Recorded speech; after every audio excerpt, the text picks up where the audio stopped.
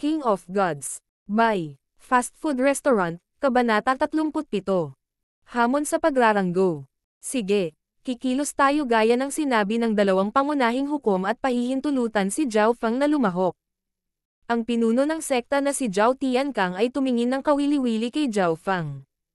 Sa pagsang-ayon ng pinuno ng sekta at ng dalawang pangunahing hukom, walang nang-ahas na kalabanan sila. Ito ang unang pagkakataon na naramdaman ni Zhao Feng ang pagiging kabilang sa kanyang sekta. Si Zhao Chanjian ay nanginginig sa galit. Hindi siya makapaniwala na makakabalik si Zhao Feng ng buhay. Nabigo ang Grey Eagle. Sa lakas ng Grey na Agila, paano siya mabibigo? Zhao Feng. Sinabi ng hukom. Ipapaliwanag ko sa iyo ngayon ang mga tuntunin. Oo, si Zhao Feng ay nakinig ng mabuti. Hinamon ng mga tao ang isa't isa sa paligsahan na ito.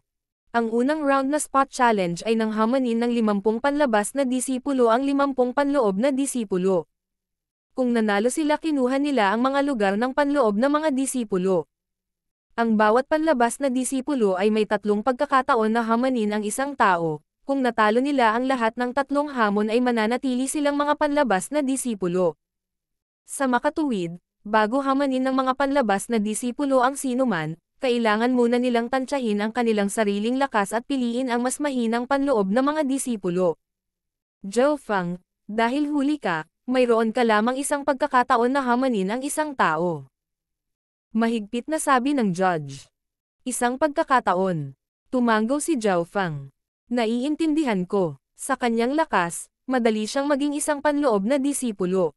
Maliban kung si Zhao Feng ay may kapansanan at pumili ng isang tulad ni Zhao Linlong, siya ay mananalo. Malinaw, gagawin iyon ni Zhao Feng at hamanin kaagad ang pinakamalakas na lalaki. Ngayon ay maaari kang pumili ng isang tao. Kung manalo ka, maaari mong kunin ang kanilang pwesto. Nagbabala ang hukom. Sige. Tumalon si Zhao Feng sa entablado at sinuri ang 50 tao. 50 tao, 50 upuan ang lahat ay nakaayos. Ang utos mula kaliwa pa kanan ay sina Zhao Linlong, Zhao Qi, Zhao Han, Zhao Qin. Ang unang hanay ng 10 ay kumakatawan sa nangungunang 10 panloob na mga disipulo. Sa ikapitong upuan ng ikalawang hanay, nakita ni Zhao Feng si Zhao Yufei. Tumingin si Zhao Yufei sa kanya at marahang ngumiti. Magkapitbahay ang dalawa at medyo pamilyar sa isa't isa. Sina Zhao Yu, Zhao Yijan, Zhao Gan, Zhao Guang ay nasa pagitan ng ika-40 at ika-50 pwesto. Bukod kay Zhao Feng, mayroon lamang 5 iba pa na naging mga panloob na disipulo. Sino ang dapat kong hamanin? Nakangiti si Zhao Feng habang sinisiyasat niya sila. Si Zhao Linlong, na nasa unang lugar ay nakapikit, na parabang sinusubukan niyang makakuha ng mga insight sa isang bagay. Parang walang kinalaman sa kanya ang tournament. Ang nangungunang panloob na mga disipulo ay hindi man lang nag-alala. Gayunpaman, ang mga disipulong nasa ibaba ay kinakabahan. Pagkatapos ng lahat, si Zhao Feng ang nangungunang panlabas na disipulo. Madali niyang maabot ang top 10 gamit ang kanyang lakas. Ang ikalawang hanay. Ika-6 na upuan. Ang mga mata ni Zhao Feng ay napako sa taong nasa kanan ni Zhao Yufei.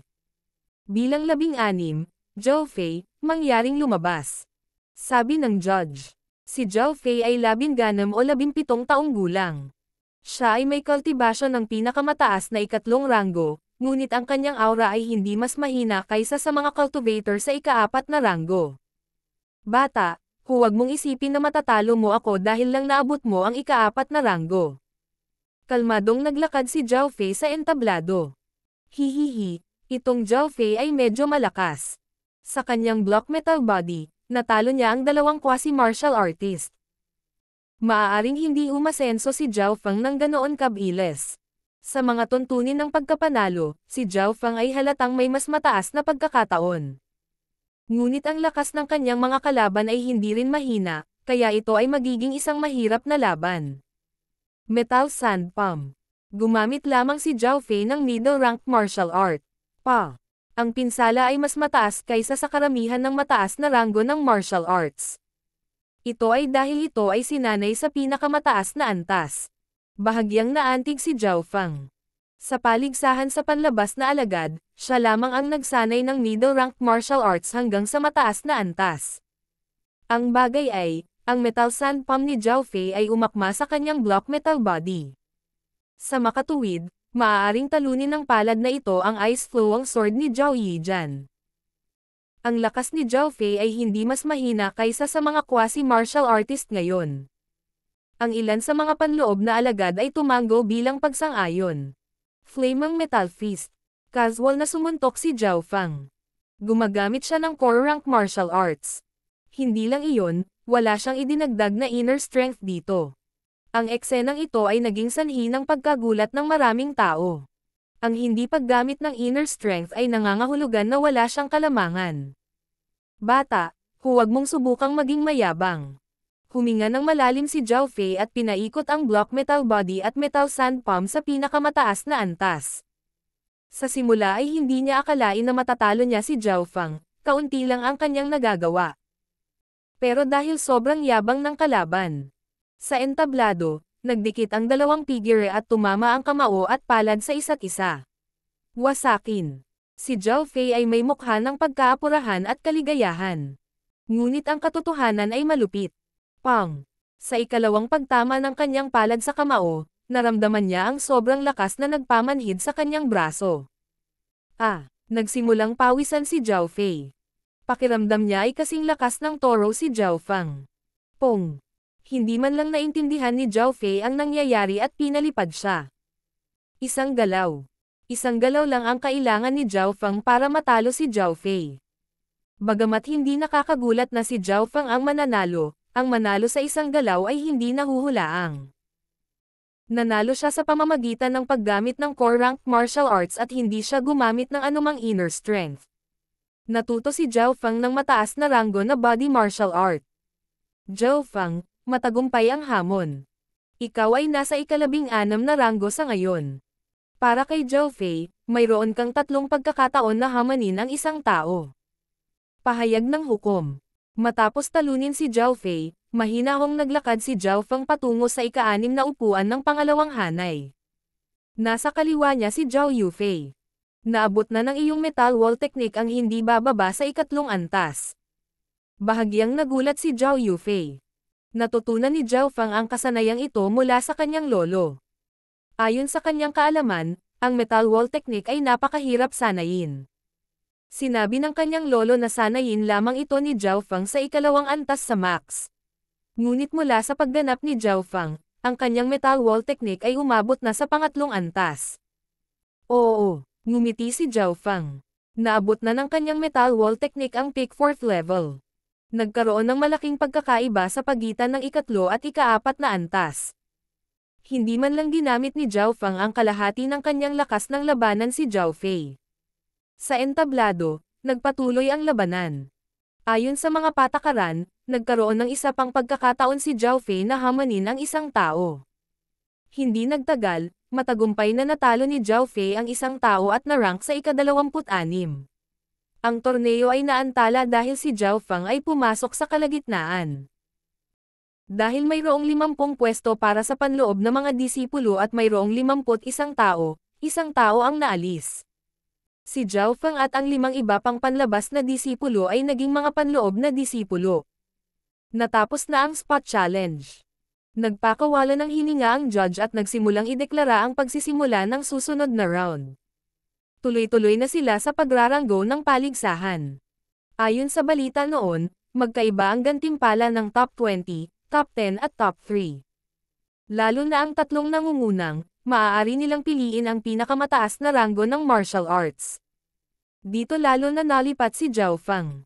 Ito ay malinaw na ang kompetisyon ay magiging napakahigpit. Gayun din, ang ranggo ng panloob na mga disipulo ay nagpasya ng karangalan at kaluwalhatian ng isang tao.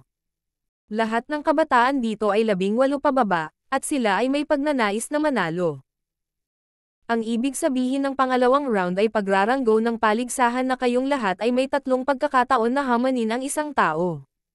Kung mabaigo ka, bababa ang iyong mga pagkakataon ng isa. Sabi ng hukom. Ang mga patakaran ay napakalinaw. Ang isa na nireranggo sa likod ay haamon sa isa na mas mataas ang ranggo. Kung nanalo sila ay papalitan nila ang ranggo ng kalaban. Ang bawat isa ay nagkaroon lamang ng 3 pagkakataon na hamanin ang isang tao.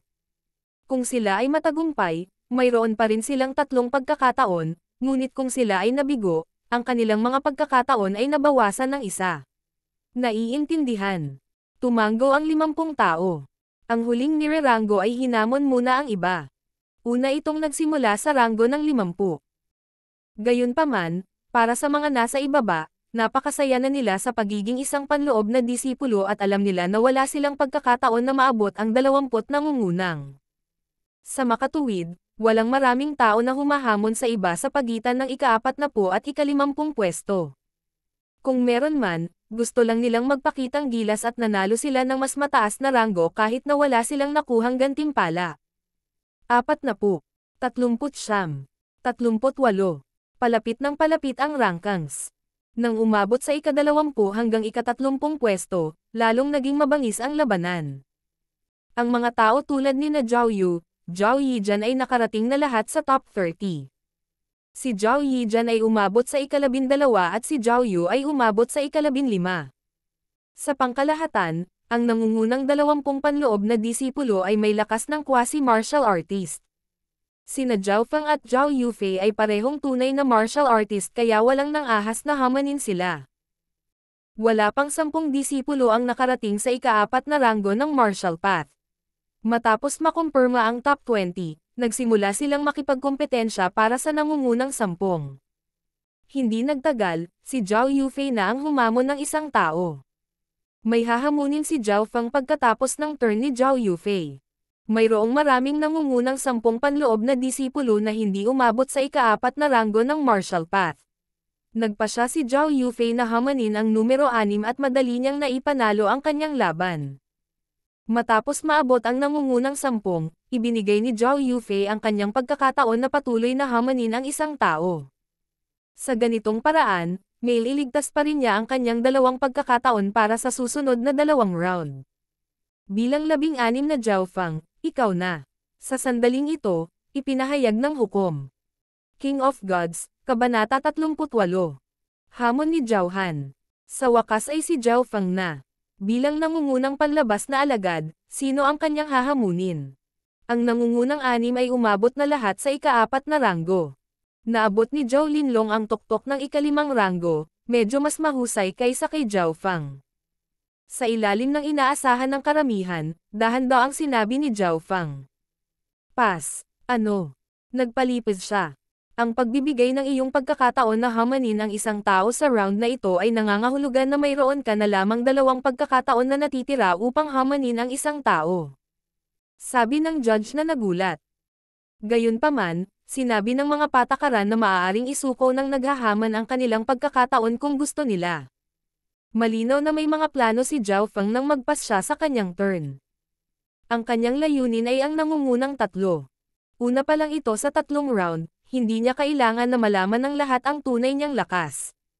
Pangalawa, gusto muna niyang maunawaan ang tunay na lakas ni Zhao Linlong.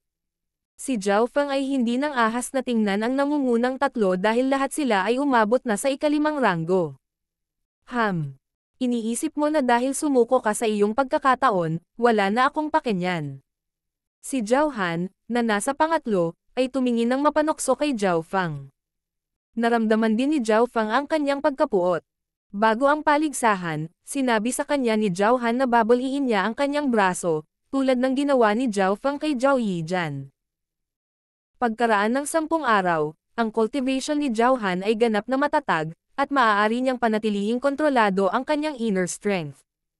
Bilang ika-15, ika-14, ika-13, ang mga naghahaman ay naging mas malakas. Ang kompetisyon para sa nangungunang 10 ay napakatindi, ngunit ito ay pangunahing nakatuon sa ika-7 hanggang ika-10 pwesto. Ito ay dahil ang iba pang 6 ay umabot na sa ika-4 na ranggo o mas mataas, ang kanilang mga lugar ay matatag. Hindi nagtagal, napagpasyahan ang nangungunang 10. Ngayon, nakatutok ang mga tao sa top 5 at maging sa top 3. Gusto kong hamanin ang bilang 4, Zhao Qin. Sabi ng binata na nakasuot ng asher habang hawak ang kanyang halberd. Ang impresyon na ibinigay ni Zhao Qin kay Zhao Fang ay banayad, tahimik at mahinahon. Zhao Tan, kakarating mo lang sa pang-apat na ranggo kanina at hinahamon mo na ako. Bahagyang ngumiti si Zhao Qin. Ang kanyang estilo ng pakikipaglaban ay katulad ng kanyang saloobin. Gumamit siya ng lambot upang kontrahin ang katigasan at ang kanyang espesyalidad ay bilis. Ikaw lang ang kaya kong hamanin sa top 5. Magkaroon tayo ng magandang laban. Sumayaw si Zhao Tan gamit ang kanyang halberd. Ito ay simula pa lamang ng pagraranggo ng paligsahan at dalawang tunay na martial artist ang naglalaban. Pagkaraan ng mahabang panahon, si Zhao Qin ay nanalo. Pagkatapos ng lahat, mayroon siyang mas mataas na paglilinang at ang kanyang mga kasanayan ay sinanay sa mas mataas na antas. Bagamat natalo si Zhao Tan, nanatiling pareho ang kanyang rangkang. Pakiramdam ni Zhao Qin ay walang magawa habang inis kanya ang nangungunang tatlo. Masyadong malakas ang tatlong nangungunang tatlo. Lahat sila ay umabot sa ikalimang ranggo. Ngunit ang madaling sumuko ay hindi niya estilo. Sa wakas ay gumawa si Zhao Qin ng kanyang desisyon. Pinipili kong hamanin ang bilang 2, si Zhao Qi. Kamakailan lamang ay naabot din ni Zhao Qi ang ikalimang ranggo, ngunit ang kanyang inner strength ay hindi kasing lakas ng kay Zhao Han. Hahaha. Alam mong mawawala pa rin sa iyo si Zhao Qin, kaya bakit ka mag-abala? Tamad na tumalon si Zhao Qi sa entablado. Magkaharap ang dalawa. Sa wakas ay nakita na ni Zhao Fang ang lakas ng nangungunang tatlo ngayon. Blue Cloud Finger. Dahan-daang itinaas ni Zhao Qin ang kanyang daliri. Isang malabong asol na liwanag ang nagmula sa daliri. Ito ay tila mahina at marupok, gayunpaman, ito ay dumudulas pa rin sa hangin. Itong finger skill niya ay isang mataas na ranggo na martial art. Sinanay niya ito sa mataas na antas at naunawaan niya kung paano ito gamitin ng mahusay. Hindi naman masama ang pinsala ng kasanayan niya. Ang enerhiya ay nakatuon sa isang punto. Ito ay naglalaman ng parehong lambot ng tubig at ang tigas ng yelo. Sinuri ni Zhao Fang habang nanonood gamit ang kaliwang mata. Bagamat ang Ice Flowing Sword ni Zhao Yijan at ang Blue Cloud Finger ni Zhao Qin ay parehong may mataas na ranggo na martial arts na umabot sa mataas na antas, ang pinsalang natamo ng mga ito ay hindi maihahambing. Hanggang dito ka lang nagpabuti.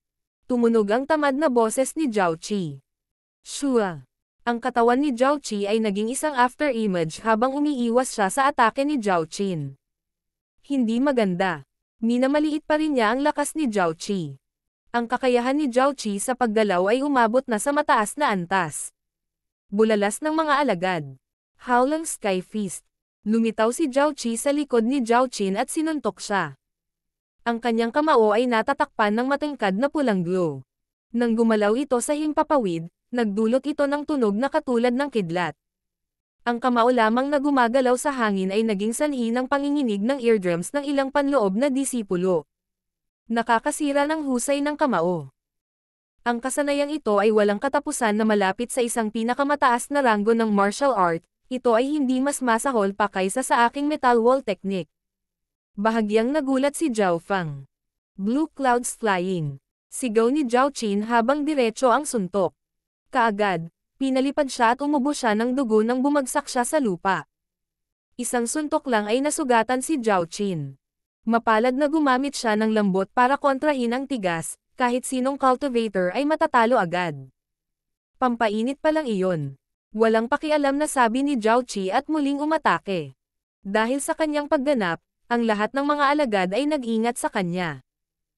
Mataas na ranggo na kasanayan sa footwork, mataas na ranggo na kasanayan sa inner strength, mataas na ranggo na kasanayan sa katawan. Ang mga kakayahan ni Zhao Qi ay ipinakita. Bagamat marami siyang natutunan na iba't ibang kasanayan, karamihan sa kanila ay umabot sa mataas na antas. Maging ang kanyang kakayahan sa katawan ay umabot na sa ika-4 na antas, ibig sabihin ay nagawa niyang kontrahin ang mga espada at talam gamit ang kanyang katawan lamang. Walang halatang flaws. Ang kanyang Howling Sky Fist ay nakamamatay. Napaisip si Zhao Fang. Siya ay isang mahigpit na kalaban. Hindi nakakagulat na tumingin siya ng masama sa kanya sa paligsahan ng mga alagad sa labas. Hindi na makakatagal si Zhao Fang sa tatlong galaw niya noon.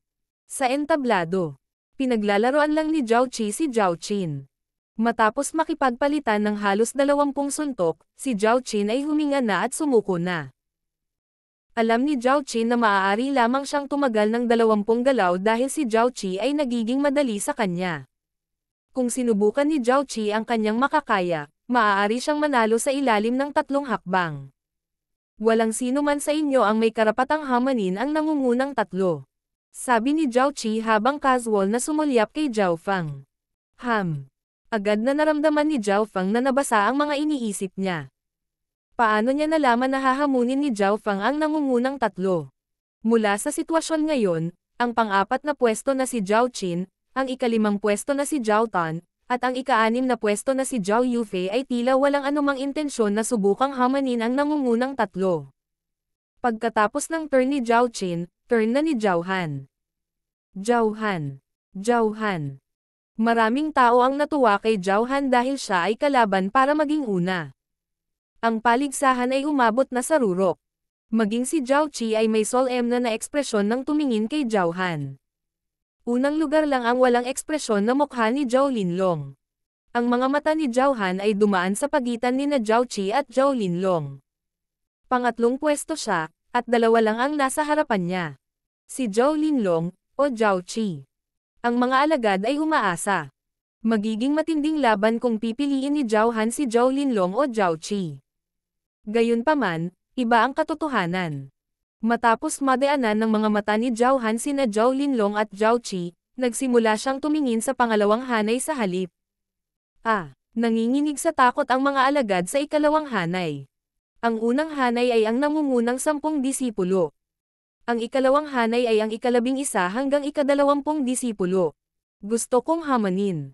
Ang ika-6 na upuan ng ikalawang hanay. Umalangaw-ngaw ang malamig na boses ni Zhao Han. Ang ika-6 na upuan ng ikalawang hanay. Hindi hinamon ni Zhao Han ang nangungunang 2, kahit ang nangungunang 10, ngunit ang nangungunang 20. Ang ika-6 na upuan ng ikalawang hanay. Sino ang malas na bastos na iyon? Nabaling ang atensyon ng mga tao sa lugar na iyon. Ako. Natigilan si Zhao Fang. Oo, hinahamon siya ni Zhao Han. Zhao Han, sigurado ka bang gusto mong gawin ito? Nagtaas ng kilay ang hukom. Mawawalan ng pwesto ang mga nasa mataas na ranggo kung matatalo sila sa taong may mababang ranggo. At kahit na manalo ka, walang benepisyong makukuha. Ayon sa mga alituntunin, ang mga may mataas na ranggo ay maaaring hamanin ang mga nasa mababang ranggo. Ngunit walang sino man ang gagawa nito dahil walang anumang mga benepisyo.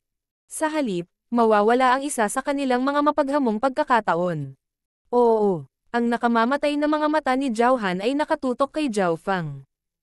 Ang ilan sa mga alagad ay may maunawang hitsura. Alam ng marami sa kanila na si Zhao Han ay pinsan ni Zhao Yijan at maganda ang kanilang relasyon. Sa ika-12 pwesto, agad na tumingin ng may pasasalamat si Zhao Yijan kay Zhao Han. Zhao Fang, wala ka bang lakas ng loob na kalabanan ako? Nanunuya si Zhao Han. Ano ang dapat katakutan?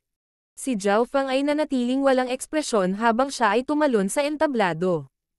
Bagamat alam niyang kailangan niyang labanan si Zhao Han, hindi niya akalain na magiging ganito kaga. Babangiin ko muna ang kanyang braso, pagkatapos ay hahamunin ko si Zhao Linlong.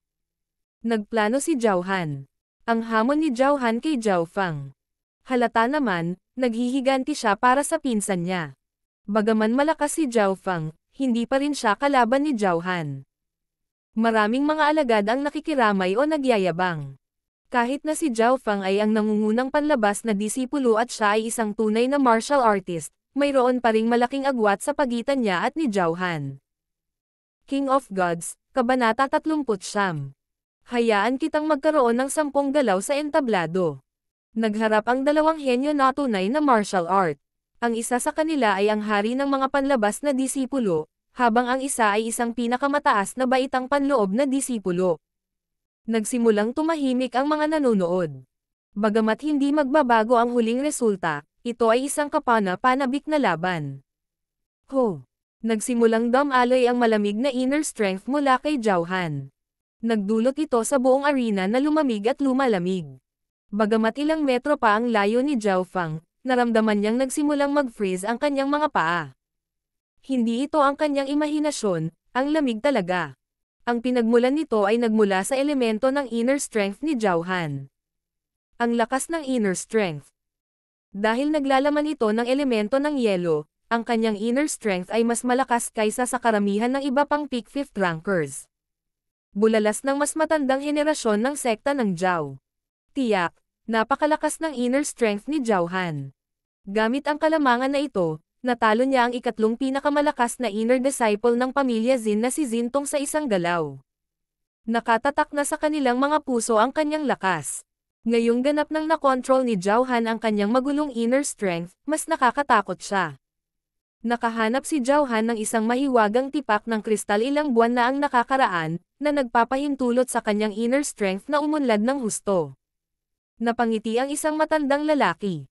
Hindi nakakagulat na ang kanyang inner strength ay napakalakas.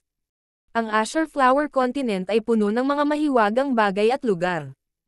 Dahil ito ay umiral sa libu-libong taon, mayroong maraming mga libingan at mga kakaibang bagay na agad na makakatulong sa mga maswerteng cultivator na nagkaroon ng pagkakataong makuha ang mga ito upang maging malakas na cultivator. Malinaw, si Zhao Han ay isang maswerteng tao, dahil nakakuha siya ng isang mahiwagang tipak ng kristal. Mabilis niyang napataas ang antas ng kanyang cultivation sa nakalipas na 6 na buwan at may karapatang makipagkompetensya para sa nangungunang panloob na disipulo. Zhao Fang, hahayaan kitang magkaroon ng 3 galaw. Mababa ang tingin ni Zhao Han kay Zhao Fang. Ang lamig mula sa kanyang boses ay tila perpektong umakma sa kanyang malamig na inner strength. 3 galaw. Hindi inakala ng karamihan na siya ay mayabang. Sa halip, naisip nila na ito ay ganap na katanggap-tanggap. Pagkatapos ng lahat, ang ranggo ni Zhao Han ay higit na lumampas kay Zhao Fang. Mula sa pagbibigay kay Zhao Fang ng 3 galaw, walang magsasabi na binubuli niya ang mahihina. Hahaha. 3 galaw. Zhao Han. Ganyan ka ba kakulit? Mabibigyan kita ng 10 galaw. Tumawa ng malakas si Zhao Fang at nanunuyang sinabi kay Zhao Han. 10 galaw. Ang mga tao ay tumingin kay Zhao Fang na parang isa siyang halimaw. Hindi tinanggihan ni Zhao Fang ang pagkakataong magkaroon ng 3 galaw lamang, binigyan pa niya si Zhao Han ng 10 galaw para unang umatake. Hindi nagtagal ay muling tumahimik ang mga tao pagkatapos ng kaunting usapan. Siguradong nagbibiro siya. Malinaw naman. Umiling ang ilan. Matatalo pa rin siya, kaya hindi mahalaga ang pagbibigay kay Zhao Han ng 10 galaw. 10 galaw. Namutla ang mukha ni Zhao Han. Pinipigilan ang kanyang galit, mapait siyang dumura. Nililigawan mo si kamatayan. Ho! Nang matapos siya ay naglabas na ng ice-cold aura ang 2 balikat niya. Umubo ang 48 panloob na alagad dahil sa lamig. Isang manipis na layer ng silver white ice ang lumitaw sa palad ni Zhao Han habang lumilipad ito kay Zhao Fang. Ang kapangyarihan ng palad na ito ay madaling sirain ang sinumang nasa ika-4 na ranggo o mas mababa. Ang unang galaw. Sigaw ni Zhao Fang. Hindi siya umatake. Nagsimula na siyang mag-circulate ng air crossing breathing technique at metal wall technique para protektahan ang kanyang katawan sa halip. Nagkasagupaan ang 2 figure. Bagamat ang kamay ni Zhao Han ay tumama kay Zhao Fang, ang huli ay pinilipat ang kanyang katawan, at matagumpay na naharang ang pag-atake. Sa pagitan na iyon, ang inner strength ng 2 tao ay nagsagupaan. Teng! Teng! Teng! Ang isa sa mga figure ay itinulak pabalik. Anong nangyari? Nagulat ang mga disipulo, dahil ang napaatras ay si Zhao Han. Pinatatag ni Zhao Han ang sarili matapos mapa-atras. Lumamlam ang mukha niya sa galit. Isang pakiramdam ng pamamanhid ay nagmula sa kanyang braso at hindi napigilan ang kanyang sarili na mapabulalas. Paano siya nagkaroon ng napakalaking kapangyarihan? Nang mag-sparring sina Zhao Han at Zintong 10 araw na ang nakakaraan, ang body technique ni Zhao Fang ay hindi gaanong malapit para takutin siya. Gayunpaman, ngayon, ang body technique ni Zhao Fang ay mas malakas pa kaysa kay Zintong. Hihihi, hindi lang ikaw ang nagpabuti. Napangiti si Zhao Fang nang ilabas niya ang kanyang inner strength. Ang kanyang inner strength ay lumampas sa ika-4 na ranggo at umabot sa ika-5 ranggo. Ang pangunahing punto ay ang inner strength ni Zhao Feng ay nasa ilalim ng kompletong kontrol, hindi katulad ni Zhao Han, na ang inner strength ay pinigilan ang iba sa dami kaysa sa kalidad. Ang inner strength ng ikalimang ranggo. Ang cultivation ni Zhao Feng ay nasa peak lamang ng 4th rank, ngunit ang kanyang inner strength ay umabot na sa 5th rank. Ang kanyang diskarte sa pagpapalakas ng katawan ay napakalakas. Higit pa ito sa ginagamit ng mga alagad ng sekta. Ngumiti ang maputing balbas na hukom. Tama ang kanyang desisyon na suportahan si Zhao Feng. Mayroon pa siyang natitirang aura ng mga mapagkukunan ng paglilinang. Mukhang naging maswerte siya. Sabi ng pinuno ng sekta na si Zhao Tiankang habang nakatingin kay Zhao Feng. Huwag masyadong busog sa sarili mo, 50% lang ng lakas ko ang ginamit ko noon. Binaling ni Zhao Han ang kanyang kahihiyan sa galit. Cold Snow Palm. Tumayo si Zhao Han at dahan-dahang itinulak palabas ang kanyang palad. Ang palad ay tila mabagal, gayunpaman, pinalapot nito ang kanyang inner strength sa isang napakasiksik na punto. Bago dumating ang pag-atake, ang lamig ay magpapalamig na sa dugo ng kalaban. Ang pangalawang galaw. Nanatili si Zhao Feng sa kanyang kinatatayuan at muli, inikat ang metal wall technique at air crossing breathing technique para harangan ang pag-atake ni Zhao Han. Boom! Nagkaroon ng malakas na pagsabog habang ang mga figure ay humarang sa isa't isa. Isang shockwave ang tumama sa lahat sa 5 metrong radius. Muling umatras si Zhao Han. Halos manhid na naman ang braso niya. Matapos palayasin si Zhao Han, naramdaman ni Zhao Feng ang malamig na inner strength na dumaloy sa kanyang katawan. Ngunit pagkatapos na maabot ng metal wall technique ang ika-4 na antas, ang kanyang katawan ay hindi lamang kasing lakas ng metal, nadagdagan din nito ang resistensyang mayroon siya laban sa inner strength. Hindi lang iyon, ang tunay na cultivation ni Zhao Feng ay nasa ika-5 ranggo. Ito ay hindi maaari. Naging malupit ang mukha ni Zhao Han at galit na lumukso kay Zhao Feng. Gayunpaman, si Zhao Feng ay parang metal na pader, hindi gumagalaw. Gaano man kagalit ang kanyang pag-atake, panapanahong pinipigilan siya ni Zhao Feng. Ang kanyang pagtatanggol ay marahil ang pinakamahusay sa mga panloob na disipulo. Nataranta ang mga disipulo ng sekta ng Zhao. Ang ikalawang galaw. Ang ikatlong galaw. Ang ika-4 na galaw. Sa tuwing haharangan ni Zhao Feng ang isang galaw, sasabihin niya kay Zhao Han kung ilang galaw ang kanyang ginamit. Nagdedepensa lang si Zhao Feng mula nang magsimula ang laban. Oh, talaga bang hahayaan niya si Zhao Han na magkaroon ng 10 galaw? Mukhang ganun na nga. 5 galaw na at hindi pa siya umaatake. Bulungan ang dumaan sa karamihan. Sa entablado, ang numero 12 na niranggo na si Zhao Yijan ay mapatla ang mukha. Bakit ganito? Kailan siya naging malakas? Bakit hindi ako? Hindi lang siya namatay, naging mas malakas pa siya. Ang mukha ni Zhao Chanjian ay berde. Binayaran niya ang isang tao para pumatay kay Zhao Feng. Hindi lang sila nabigo, pinahintulutan nilang lumaki pa ang lakas ni Zhao Feng. Nasa metal wall level ang depensa niya. Maging ang inner strength ay humihina laban dito. Nangangahulugan ito na ang kanyang metal wall technique ay nasa ika-4 na antas man lang. Puno ng pagkabigla ang mukha ni Zhao Yufei. Hindi siya makapaniwala sa kanyang mga mata. Ang metal wall technique ni Zhao Feng ay ibinigay niya. Malinaw niyang alam kung gaano kahirap sanayin ang kasanayang ito. Ang ika-5 galaw. Ang ika-6 na galaw. Ang ika-7 galaw. Ang mga pag-atake ni Zhao Han ay naging mas nakakabaliw. Sa dulo, nagsimulang tumulo ang kanyang mga labi ng dugo sa sobrang pagkadyut nito. Gayunpaman, sa tuwing umaatake siya, hindi kailanman nasaktan si Zhao Feng. Sa halip, ang pag-urong ay nasugatan ang kanyang sarili. Ang ika-9 na galaw. Ang ika-10 galaw. Biglang naging malakas ang boses ni Zhao Feng. Zhao Han. Tapos na ang 10 galaw. Ang lakas mo nakakadismaya sa akin. Parang bangungot ang boses niya. Natapos na ang 10 galaw. Sinabi ni Zhao Feng ang katotohanan. Kung hahayaan kitang magkaroon ng 10 galaw, magkakaroon ka ng 10 galaw. Ang eksenang ito ay naging sanhi ng labis na pagkabalisa ng mga alagad at matatanda. Ngayon, pagkatapos ng 10 galaw, hindi na magtanggol si Zhao Feng. Angry Dragon Fists. Isang berdeng kulay ang lumitaw sa palad ni Zhao Fang. Ang Angry Dragon Fists na ginagamit niya ngayon ay halos nalampasan ang orihinal na Angry Dragon Fists. Ang lumulutang na casual na kamao ay nagkataong tumama sa depekto sa katawan ni Zhao Han. Si Zhao Han ay nagluwa ng isang subo ng dugo habang siya ay napaatras. Sa sandaling ito, nawalan na siya ng katinoan at lumaban pa siya ng parang baliw. Ngunit habang siya ay naging baliw, mas maraming mga kapintasan ang lumitaw. Sa mga mata ni Zhao Fang, ang kanyang kalaban ay isang bata lamang na nagwawagayway ng isang stick. Nang kalmado si Zhao Han, naisip ni Zhao Fang na kapantay niya si Zhao Qi, ang numero 2 panloob na disipulo. Ngunit sa kanyang pagkabaliw, wala na siyang pananakot. Hindi ako naniniwala na natalo ako. Matapos matalo ng sunod-sunod na galaw, puro kapangyarihan na lang ang ginagamit ni Zhao Han, walang kasanayan.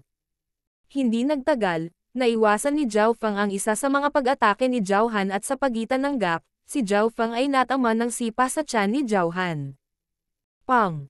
Si Zhao Han ay lumipad pabalik ng 10 metro at unang lumapag ang mukha. Hindi ako naniniwala. Sinubukan ni Zhao Han na bumangon. Judge, bakit hindi mo pa sinasabi na natalo siya? Tanong ni Zhao Fang. Sa wakas ay nakabawi ang hukom mula sa kanyang pagkagulat at mabilis na sumigaw. Zhao Han, nabigo ang hamon. Ang hinamon ay kukuha na ngayon ng 3 pwesto. Pangatlo, napangiti ang mga labi ni Zhao Fang. Ang kanyang layunin na maabot ang nangungunang 3 panloob na disipulo ay nakamit na ngayon. King of Gods, Kabanata 40. Ang lakas ni Zhao Linlong.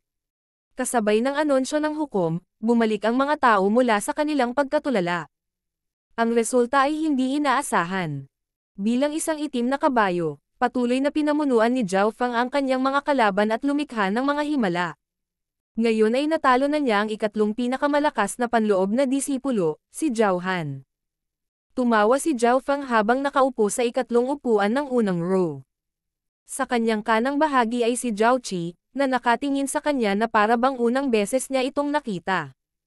Nang matapos ang paligsahan ng mga panlabas na disipulo, pumunta si Zhao Qi upang siyasatin si Zhao Fang, ngunit sa oras na iyon, si Zhao Fang ay lubos na basura kumpara sa kanya. Matapos talunin ni Zhao Qi si Zhao Qin, bigla niyang sinabi na walang sino man ang may karapatang lumaban para sa nangungunang 3 pwesto. Gayunpaman, sa ngayon, si Zhao Fang ay nakaupo sa tabi niya. Ang 3 nangungunang ay, Zhao Linlong, Zhao Qi, Zhao Fang. Sumunod ay si Zhao Qi naman ang humamon ng isang tao. Tamad na iniunat ni Zhao Qi ang kanyang likod at lumapag sa entablado. Pangalawang bilang Zhao Qi, sino ang hinahamon mo? Napangiti ang judge. Sa pagiging pangalawang bilang, sino pa kaya ang hamanin niya? Agad, ang mga mata ng lahat ay nabaling kay Zhao Linlong. Ngayong umakyat na si Zhao Qi sa entablado, walang nakaharang sa kanyang paningin na tumingin kay Zhao Linlong. Si Zhao Linlong ay nagsuot ng gintong damit. Siya ay may makapal na itim na kilay, at isang aura na kasing lalim ng dagat. Mula noong simula ng paligsahan ay nakapikit si Zhao Linlong. Kahit na natalo ni Zhao Fang si Zhao Han, nanatili siyang walang ekspresyon, na parang walang mahalaga sa kanya. Zhao Linlong, bigyan mo ako ng mukha. Pumunta ka sa stage. Mapanuksong sabi ni Zhao Qi. Bilang isa, Zhao Linlong. Nagbabala ang hukom. Dahan-daang bumangon si Zhao Linlong. Sa sandaling tumayo siya, naging golden blur siya. Agad siyang bumaba sa stage. Kumusta ang napakarami kay Zhao Linlong? Pagkatapos ng imahe. Sobrang bilis. Bulalas ng karamihan. Hindi man lang makita ng maraming manunood kung paano gumalaw si Zhao Linlong. Anong klaseng footwork skill yan? Napakakomplikado. Nagsalubong ang mga kilay ni Zhao Fang. Bagamat nakikita niya kung paano gumalaw si Zhao Linlong gamit ang kanyang kaliwang mata, wala siyang nakikitang mga depekto. Zhao Linlong, kalahating taon na tayong hindi nagkikita. Mukhang umabot na sa pinakamataas na antas ang iyong step shadow skill. Hindi nakakagulat na isa ka sa mga pang-4 na henyo ng Sun Feather City. Bahagyang naantig si Zhao Qi. Ang step shadow ay isang mataas na ranggo na martial art. Nahigitin nito ang katanyagan sa karamihan ng iba pang mataas na ranggo na martial arts dahil sa kahusayan nito. Tuktok na antas ng isang mataas na ranggo ng martial art. Nakatingin lamang ang mga alagad sa pagkamangha. Walang pangalawang henyo ng sekta ng Jiao na maaaring magsanay ng mataas na ranggo na martial art sa pinakamataas na antas. Zhao Qi, ikaw lang ang makakalaban ko. Ngayon, pipigilan ko ang aking kultibasyon hanggang sa ika-4 na ranggo at makipagsapalaran sa iyo. Casual na sabi ni Zhao Linlong. Kaagad, ang mga ekspresyon ng ibang mga disipulo ay naging madilim. Walang sino man maliban kay Zhao Qi na may karapatang hamanin siya. Dahil sa mga salita ni Zhao Linlong, marami ang nalungkot. Ano kaya ang mararamdaman ng number 3, number 4, at number 5? Tumaas ang mga kilay ni Zhao Feng pagkatapos ay bumalik sa normal. Mula nang makita niyang sinalakay ng mahiyaing batang babae ang makapangyarihang hyena sa Sky Cloud Forest, may naintindihan si Zhao Feng. Palaging may mas malakas kaysa sa iyo. Pumikit siya patungo sa labas. Gusto niyang tuklasin ang labas ng mundo. Nakakasuklam. Ang Zhao Linlong na iyon. Nakaupo sa ika-6 na upuan ng ikalawang hanay, puno ng ayaw ang mukha ni Zhao Han. Kanina lang, ang kanyang cultivation ay tumaas ng mabilis. Ang kanyang inner strength ay umabot na sa rurok ng ika-5 ranggo, papalapit sa ika-6 na ranggo. Dahil dito, naging mapagmataas siya at isang kalaban para sa nangungunang panloob na disipulo. Sa mga tuntunin ng paborito, nalampasan niya si Zhao Qi. Gayunpaman, ang mga salita ni Zhao Linlong ay tumama sa kanya sa impyerno. At dahil natalo lang siya kay Zhao Feng, wala siyang karapatang magsalita laban sa kanya. Sa oras na ito, nagsimula ang labanan. Sky Howling Fist. Nagsimulang mamula ang kamao ni Zhao Qi. Ang Sky Howling Fist ni Zhao Qi ay halos kapareho sa Angry Dragon Fist ni Zhao Feng, ngunit ang mga hanay ng martial arts ay isang tier ang pagitan. Sa ganap na paggamit ni Zhao Qi ng Sky Howling Fist, ang kanyang lakas ay gumapang patungo sa tuktok ng ika-5 ranggo. Dagdag pa sa kanyang footwork, body strengthening skills at techniques, nakakatakot ang kanyang sukat ng pinsala. Sa mga tuntunin ng pangkalahatang lakas, si Zhao Qi ay talagang mas mahirap labanan kumpara kay Zhao Han. Halos wala na siyang flaws, at malakas din ang opensa niya. Tumanggo si Zhao Feng. Pinigilan ni Zhao Han ang kanyang mga kalaban sa pamamagitan ng pag-overpower sa kanila gamit ang inner strength, ngunit hindi malakas ang kanyang bilis at depensa. Tanggapin mo ang suntok ko. Sumigaw si Zhao Qi sa entablado habang ang kanyang kamao ay hamampas kay Zhao Linlong. Shua! Isang sirang after image ang naiwan. Sa susunod na sandali, lumitaw si Zhao Linlong na bahagyang nakangiti sa tabi ni Zhao Qi. Hindi man lang nahawakan ng kamao ni Zhao Qi ang kanyang damit. Ang mas nakakatakot ay kalahating metro lang ang layo ni Zhao Linlong sa kanya. Si Zhao Qi ay bumuhos sa malamig na pawis. Sa sandaling ito, naamoy pa niya si Zhao Linlong. Smoke ang rain step. Pagkatapos ng lahat, ang Zhao Qi ay hindi inutil. Kaagad, gumamit siya ng mataas na ranggo na kasanayan sa footwork at nagsimulang makipagpalitan ng suntok kay Zhao Linlong. Agad namang nagtagpo ang dalawang figure. Pareho silang gumamit ng mataas na ranggo na martial arts. Ang dahilan kung bakit sinabi ni Zhao Linlong na si Zhao Qi lang ang makakalaban sa kanya ay dahil maraming natutunan si Zhao Qi ng mataas na ranggo na martial arts. Mataas na ranggo na kasanayan sa kamao.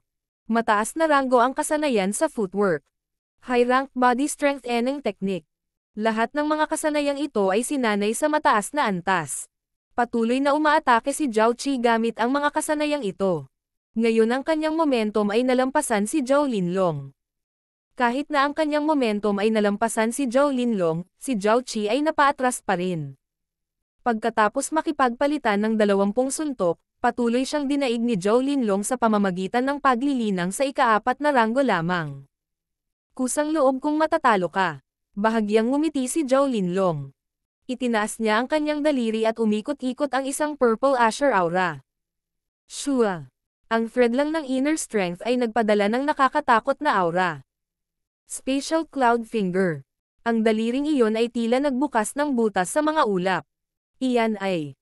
Huminga ng malalim si Zhao Qi habang iniipon niya ang lahat ng kanyang lakas sa inner para kontrahin ang daliri. Sky Howling Little Thunder. Ang kamao ni Zhao Qi ay kumikinang na pula habang nakaharap ito sa daliri. Ang lakas ng kamao na ito ay lumampas sa anumang kasanayan na ginamit hanggang ngayon sa paligsahan. Ngunit, kahit na ang kanyang kamao ay tila malakas, ito ay tila isang langgam kumpara sa casual na daliri ng mga Zhao Linlong. Hong! Sa wakas ay nagsagupaan ang dalawang galaw. Agad na natikman ni Zhao Qi ang isang tansong likido sa loob ng kanyang bibig habang siya ay napaatras. Hindi masama, nagagawa mong harangan ang aking peak-ranked martial art. Isang kabataang nakasuot ng gininto ang damit ang lumitaw habang nasa likod ang kanyang mga kamay. Peak ang ranggo ng martial art. Hindi naman ako natalo ng hindi makatarungan. Mapait na sabi ni Zhao Qi habang sumusuko. Special Cloud Finger. Ang pinakamataas na ranggo ng martial art. Gulat na gulat ang karamihan. Kailan natutunan ni Zhao Linlong ang isang peak-rank martial art? Hihihi, natutunan na ni Zhao Linlong ang unang tatlong galaw ng Special Cloud Finger. Iyon lang ang una. Buong pagmamalaking sabi ng pinuno ng sekta na si Zhao Tiankang. Binabati kita sa pagkuha ng isang mabuting anak na lalaki. Lumapit ang mga matatanda at binati ang pinuno ng sekta. Si Zhao Linlong ang pinuno ng anak na lalaki ng mga sekta. Hindi nakakagulat na matutunan niya ang peak-rank martial arts. Ngunit ang bagay ay ang pinakamataas na ranggo ng martial arts ay karaniwang nangangailangan ng isa upang maabot ang ikapitong ranggo ng martial path upang maunawaan ito. Ang mga maaaring matuto ng pinakamataas na ranggo ng mga kasanayan ay karaniwang martial masters. Zhao Qi. Nabigo ang hamon, hindi nabago ang ranggo. Zhao Linlong, hindi nagbago ang ranggo. Inihayag ng hukom. Bumalik sina Zhao Linlong at Zhao Qi sa kanilang mga upuan. Pagbalik sa kanyang upuan, si Zhao Linlong ay walang ekspresyon at hindi hinahamon ang sinuman. Sa kanyang opinyon, wala nang natitira upang hamanin. Natapos ang unang round ng mapaghamong patimpalak. Sumunod ay ang ikalawang round ng mapaghamong patimpalak. May kabuuang 3 pagkakataon na hamanin ang isang tao bawat tao. Halos walang mga challenger sa second round. Ngunit noong ika-16 na numero, turn ni Zhao Han, agad niyang hinamon ang numero 4 na si Zhao Qin at nanalo. Nagpatuloy siya sa paghamon sa bilang pangalawang si Zhao Qi at unang bilang Zhao Linlong. Ang resulta ay nagawa niyang itali si Zhao Qi sa pamamagitan ng paggamit ng kanyang inner strength. Ngunit nang makilala niya si Zhao Linlong, natalo si Zhao Han sa 3 galaw. Hindi siya katulad ni Zhao Qi, na may ganap na depensa, kaya hindi man lang niya nagawang pigilan ang 3 sa mga galaw ni Zhao Linlong. Unang pwesto Zhao Linlong. Pangalawang pwesto Zhao Qi. Pangatlong pwesto Zhao Feng. Ika-4 na pwesto Zhao Han. Sila ang nangungunang 4 na panloob na disipulo. Walang nang-ahas na hamanin sila. Mula sa 4, nanguna si Zhao Linlong sa unahan sa pamamagitan ng pagkatalo kina Zhao Qi at Zhao Han. Si Zhao Feng lang ang hindi nakipag-cross kamay kay Zhao Linlong. Ikatlong bilang Zhao Feng, turn mo na para hamanin ang isang tao. Sabi ng judge.